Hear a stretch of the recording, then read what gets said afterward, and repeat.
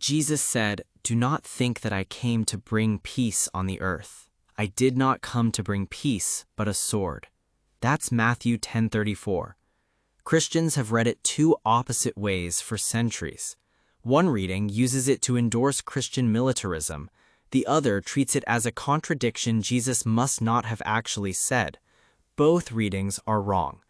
The Greek of the next four verses, plus the parallel passage in Luke 12:49-53, explains what Jesus actually meant.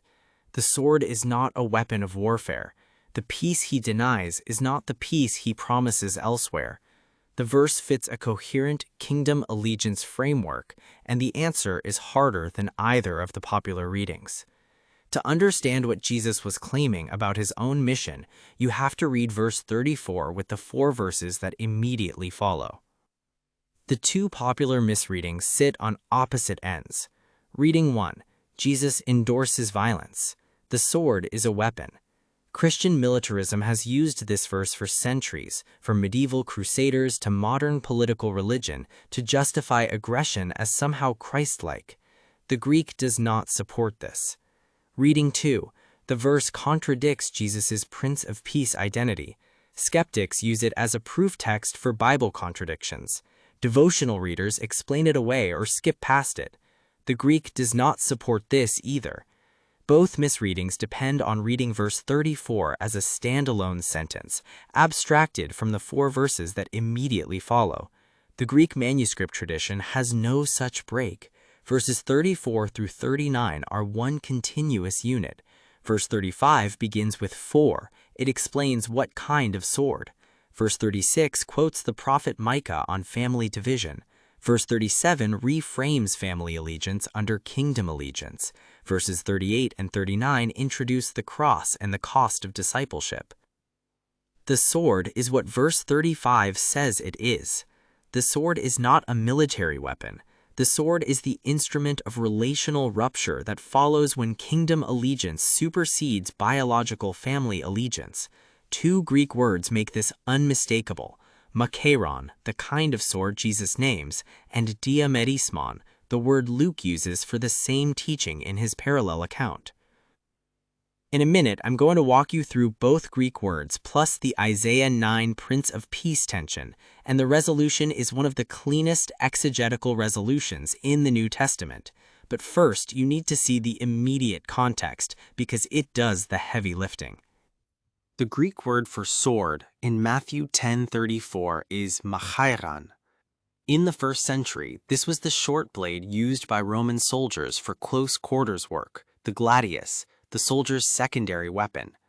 It is a short, decisive, sharp-edged instrument. Symbolically, the New Testament uses it for things that cut sharply and divide cleanly. Hebrews 4:12 calls the Word of God sharper than any makairon, a tool of judgment and discernment.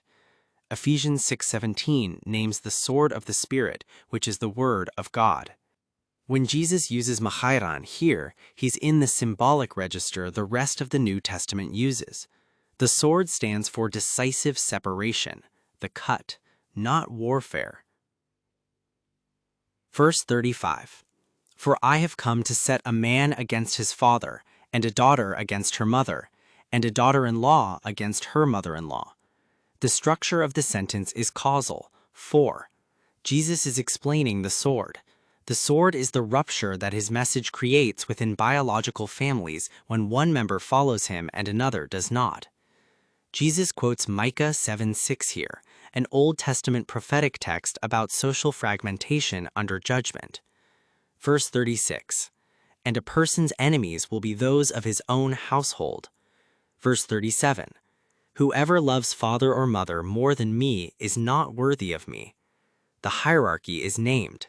Kingdom allegiance supersedes biological allegiance. That is the rupture. That is the sword. A little later, I'm going to walk you through the Luke 12 parallel where this is even more explicit, but first the discipleship frame that comes immediately after. Verses 38 and 39. Whoever does not take up his cross and follow me is not worthy of me. Whoever finds his life will lose it, and whoever loses his life for my sake will find it. The discourse moves from sword to cross to life. This is a unified, discipleship cost teaching. The sword in verse 34 is one image in a sequence about what it costs to follow Jesus when kingdom allegiance fractures everything else. The Luke 12 parallel removes any remaining ambiguity. In Luke 12:51, the same teaching from Jesus is preserved with a different Greek word. Do you suppose that I came to give peace on earth? No, I tell you, but rather diamerismon, division. Diamerismon is the abstract noun. It means division, separation, splitting. Where Matthew uses the metaphor mahairon, the sword, Luke uses the plain word diamerismon, the division. Same teaching, two evangelists, two ways of preserving it. The Luke version makes the metaphorical force of the Matthew version unmistakable. The sword is the division. Verses 52 and 53 in Luke continue with the same family rupture content as Matthew 10:37-37, quoting the same Micah 7:6 prophetic text. The two passages confirm each other.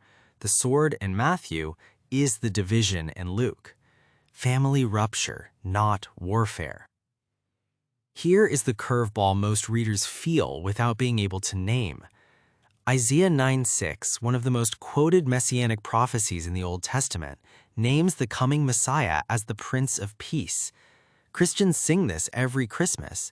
The verse is foundational to messianic identity. How does Jesus say, "I did not come to bring peace but a sword," and remain the Prince of Peace?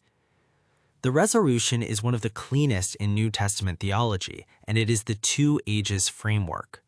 The present age, the age between the resurrection and the consummated kingdom, is the age in which Jesus' message inevitably creates rupture. Kingdom allegiance fractures every other allegiance, including family allegiance. This is the age of the sword. The messianic age, the consummated kingdom, the world to come, the new heavens and new earth, is the age in which the peace of Isaiah 9:6 is fully realized. Jesus is Prince of Peace eschatologically. The peace is the kingdom coming reality, the destination. He is the bringer of the sword historically. The rupture is the kingdom arriving reality, the cost. Both are true.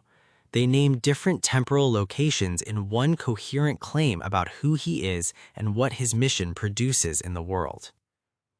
What changes when you read this passage in context is the verse stops being either an endorsement of violence or an embarrassing contradiction. It becomes a discipleship cost teaching about what kingdom allegiance creates in the present age, relational rupture inside biological families when one member follows Jesus and another does not. The peace of Isaiah 9:6 remains intact eschatologically. The sword of Matthew 10:34 remains real historically. Both are necessary. Both are what Jesus claimed about himself and his mission. The verse is harder than the popular readings suggested. It is also more coherent than the popular dismissals allowed.